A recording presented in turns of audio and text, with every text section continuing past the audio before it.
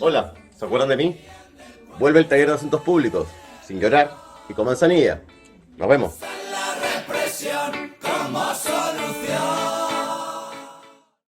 Buenas noches, mi nombre es Enrique Castro Vargas y esto es Sin Llorar. La pandemia y las reacciones o respuestas estatales para atenderla o enfrentarla ha evidenciado que las distancias sociales en nuestro país siguen siendo persistentes.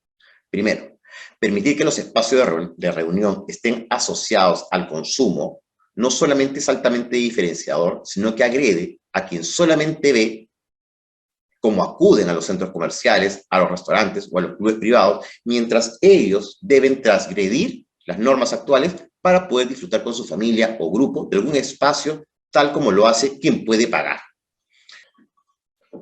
Evidentemente, esta posición que estoy señalando fue señalada a la alta dirección del Ministerio del Interior. Con la llegada del verano y evidentemente el calor, son las playas un espacio gratuito de encuentro y congregación. Pero la respuesta frente a esta gratuidad de la ocupación del espacio público tiene connotaciones de control, de sanción y de disuasión, pero también de regulación respecto de aquellas personas que se inscribían en un municipio para poder acceder a un espacio en la playa. En otras realidades, la unidad de medida para la concentración de personas es el metro cuadrado. Esta unidad de medida es más generalizable y utilizable para todos en términos de gratuidad y en términos de consumo. Mientras muchas personas tenían que inscribirse en los municipios y otros tenían que ver de lejos la playa, el jefe del gabinete de asesores del Ministerio del Interior, el día 15 de enero, justamente el día en que el mar se retira y en que inicia el desastre de petróleo en Ventanilla y en el Callao, acude a la playa y nos dice desde la comodidad del balneario que no pasa absolutamente nada. La responsabilidad política tiene que ver con la evaluación que se hace del ciudadano que ocupando un cargo público hace uso del poder que este cargo le entrega.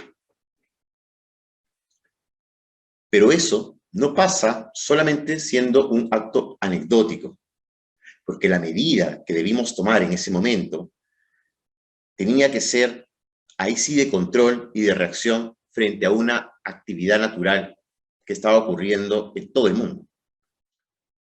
En segundo lugar, el pedido por la presencia de las Fuerzas Armadas en las calles ha recibido una evaluación técnica dentro del Ministerio del Interior que no ve propicio en ningún caso la presencia armada, diurna y en las calles en la ciudad de Lima, el Callao u otras.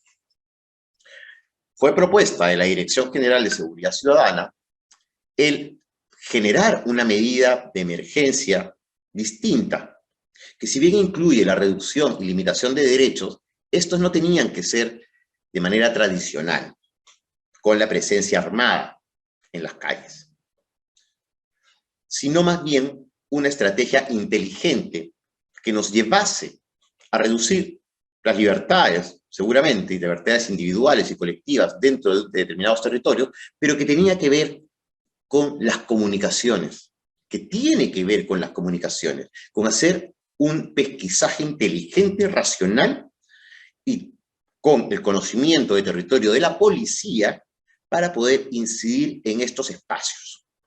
¿Qué espacios son? Los que ya conocemos que han sido líderes de opinión respecto de la necesidad de contar con las Fuerzas Armadas en el territorio. Sin embargo, los distritos que han liderado esa opinión pública de contar con las Fuerzas Armadas, y que son San Martín de Porres o Los Olivos, han tenido niveles de asignación y ejecución de gasto bastante diminutas y bastante cuestionables. El año 2019, lo que San Martín de Porres asigna a materia de seguridad ciudadana a través del programa presupuestal P030 es el 7% de su presupuesto, mientras que el promedio el promedio de los 8 distritos de Lima Norte, Independencia, Caraballo, Ancón, Puente Piedra, Santa Rosa, Los Olivos, Comas, más San Martín de Porres, daban un promedio de 11,96, casi 12% del presupuesto. San Martín de Porres, apenas 7,75. No solamente eso, sino que ese 7,75 ejecuta el 74%. No ejecuta todo. Uno podrá decir, bueno, es el presupuesto que venía de la gestión anterior. Pensemos que sí, aunque se pueden hacer modificaciones. Pero el año 2020, bien sentado en el sillón municipal, lo que tenemos es una asignación en San Martín de Porres de 5,15% en materia de seguridad ciudadana. Y la ejecución no es del total, no ejecutan el 5,5%, sino apenas el 75%. Es decir, es una ejecución deficiente. Para que podamos entendernos, si el presupuesto de San Martín de Porres es de 100, apenas 5 soles, si es de 100 soles, apenas 5 soles fueron destinados a seguridad ciudadana. Y de esos 5, ¿de acuerdo? No se gastó el total, sino apenas el 70%. Es decir, con lo cual nos encontramos frente a un discurso no objetivo, no claramente político, mediático y acompañado de las voces que piden, exigen la presencia de las Fuerzas Armadas para que cuando luego se diga que se quiere las Fuerzas Armadas, digan que no se debe tener a las Fuerzas Armadas. La presencia de las Fuerzas Armadas en materia de seguridad ciudadana ha estado ligado a importantes presupuestos e incrementos presupuestales en las Fuerzas Armadas de nuestros países. La presencia de las Fuerzas Armadas en materia de seguridad ciudadana por la puerta de la lucha contra drogas, de la guerra contra drogas, generó el famoso Plan Colombia con una importante cantidad de dinero, pero no necesariamente con una reducción racional sostenida en el tiempo de la criminalidad, sino más bien de acuerdos políticos con los criminales, la gobernabilidad, que nos llevó o los llevó a Colombia a una situación de reducción de homicidios, pero no a una situación de tranquilidad. Y esto no solamente ocurrió en Colombia, sino también en México. El Plan Mérida es básicamente lo mismo. Es un incremento presupuestal en las Fuerzas Armadas para que se vincule en materia de seguridad ciudadana. ¿Ha cambiado la realidad en México? ¿Ha cambiado la realidad en Colombia? ¿Qué nos hace pensar que esto va a generar un cambio en la realidad peruana? El informe de la Comisión de la Verdad señala y genera alta responsabilidad en las estrategias de los actores involucrados, sobre todo y principalmente del Partido Comunista Sendero Luminoso, quien es el principal responsable de las muertes en los años 80 y 90 de nuestro país. Sin embargo, la estrategia de incluir a las Fuerzas Armadas lo que llevó es a aumentar el nivel de violencia letal en nuestro país. Son las estrategias instaladas por los actores en tiempo de terrorismo la que nos lleva a un incremento de la violencia letal. Porque va a ser distinto en esta realidad. Y esto nos lleva a mirar los presupuestos. El Estado peruano se endeuda con el Banco Interamericano de Desarrollo por aproximadamente 50 y tantos millones de dólares en materia de seguridad ciudadana, es decir, con el Ministerio del Interior. Y ahí encontraremos algunas importantes situaciones que fueron señaladas al secretario general Antonio Salazar. Se le señaló respecto de la intención de una dirección, en particular la Dirección General de Seguridad Democrática, concepto instalado en Colombia para ver temas de seguridad ciudadana, para que fuese unidad formuladora también. Esto significa que son quienes van a construir los términos de referencia y también van a validar. Esto no estaba en el contrato cuando se hace con el BID. Sin embargo, la comisión, ¿de acuerdo?, que en ese entonces estaba integrada por Alex Rueda, quien estaba inhabilitado para obtener cargos públicos y que estaba dentro de la comisión respectiva del proyecto BID, solicita un cambio.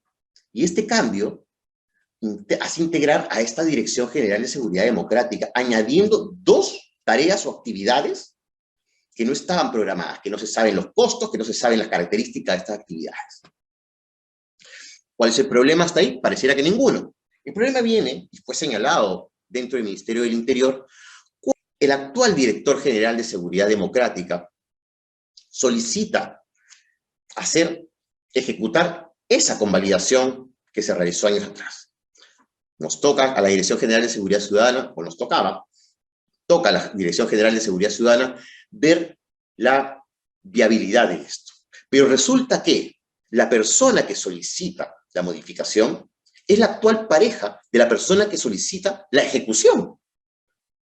Es decir, la señora Inés Martens, que fue directora general de Seguridad Democrática hasta agosto del 2021, solicita esta modificación. Y es su pareja actual, conviviente y registrada, su pareja actual, Víctor Quinteros, quien solicita lo que su pareja pidió, lo cual tiene varias complejidades, por lo menos.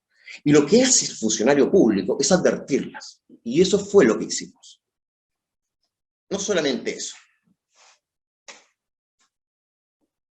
En la comisión, en la presentación que hace el Ministerio del Interior a la Comisión de Defensa y Seguridad Ciudadana del Congreso, es verdaderamente débil, inexacta y tiene un número de irregularidades.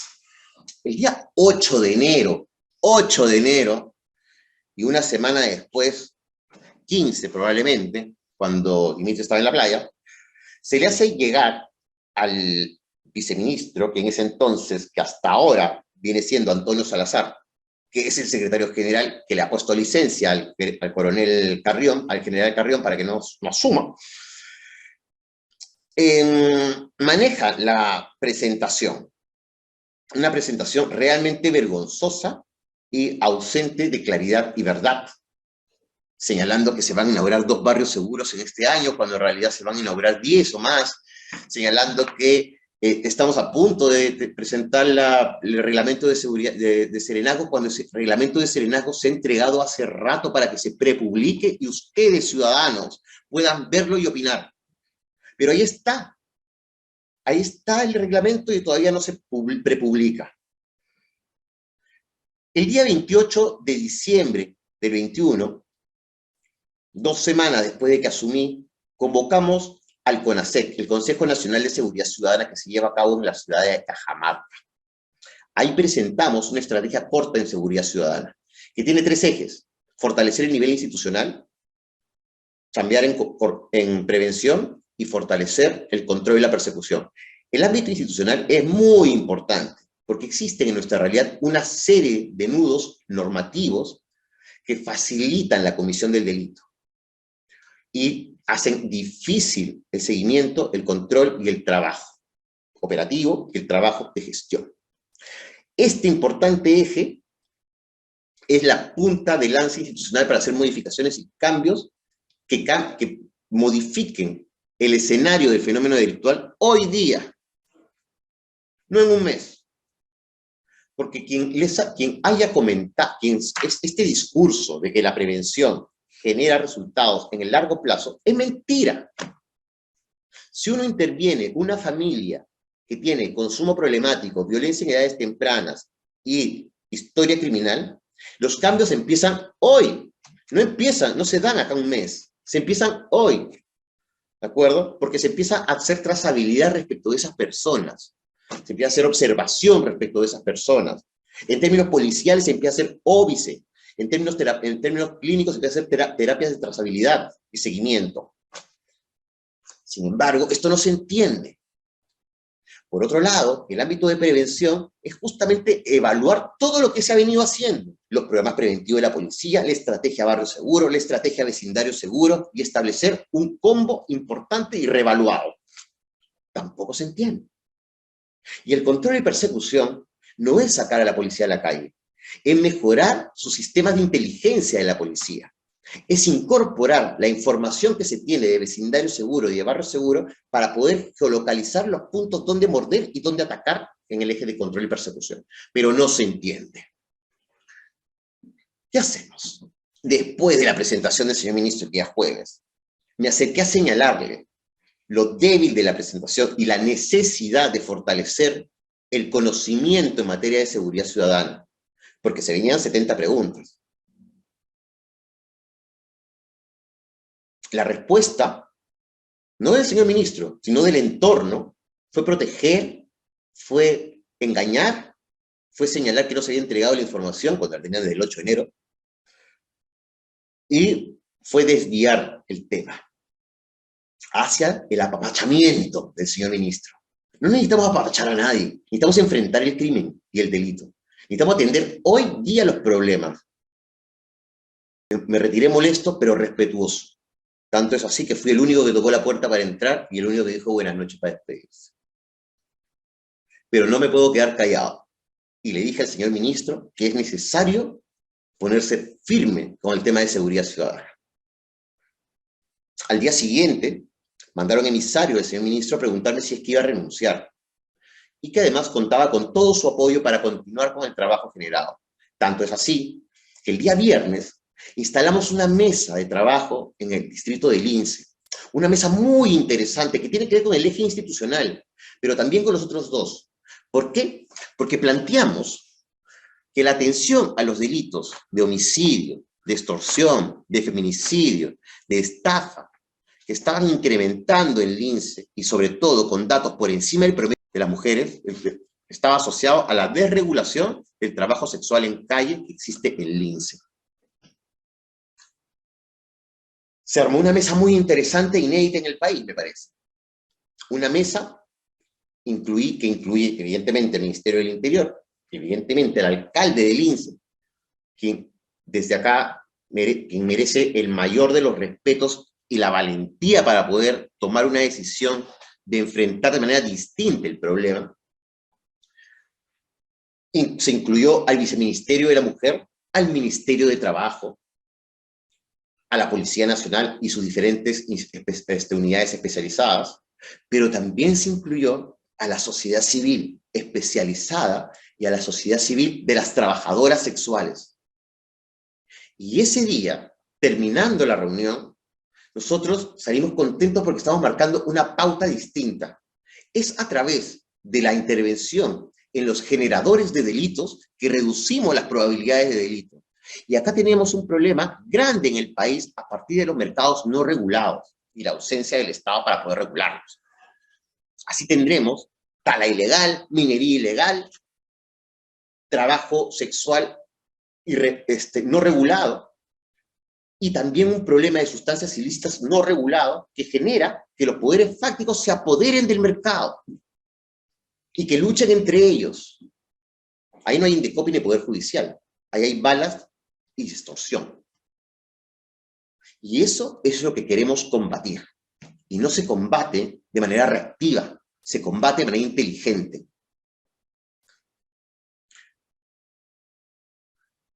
El día sábado nos llevamos la sorpresa de que estamos fuera del equipo. Nuevamente, muchísimo.